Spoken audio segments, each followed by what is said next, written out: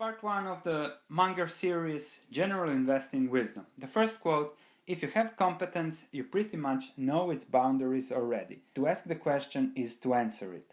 So really invest in your circle of competence. That's essential. The more you know about something, it could be where you work in, the lower is the risk of investing and the higher are your investment returns.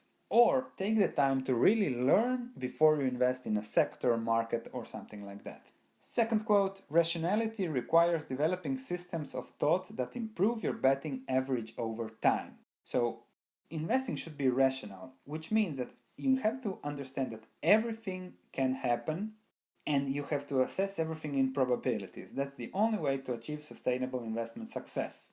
Third quote: Graham didn't want to ever talk to management. So don't listen to what the management is saying about the company. You might miss out on some stocks, but you won't be misled.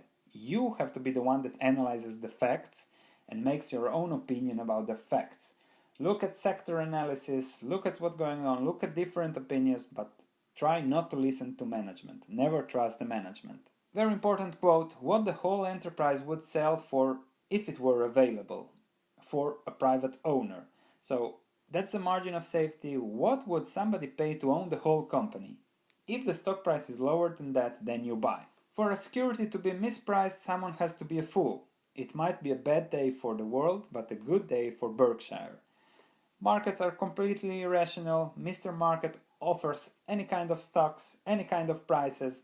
Those go up and down every day in cycles, so really take advantage when others are full and sell you $1 for 20-30 cents. Focus on the margin of safety. To quote, the idea of a margin of safety, a Graham precept, will never be obsolete.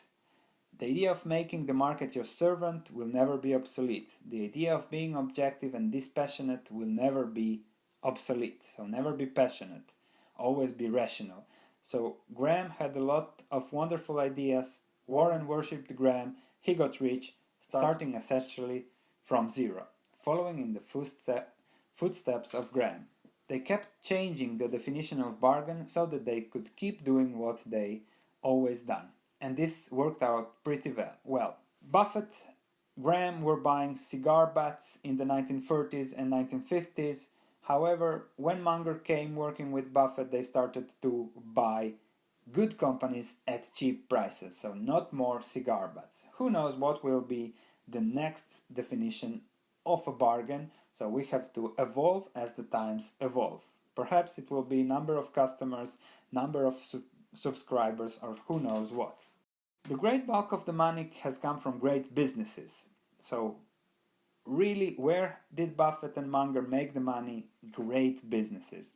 Try to find a great business as a fair price, and that's how you succeed in investing.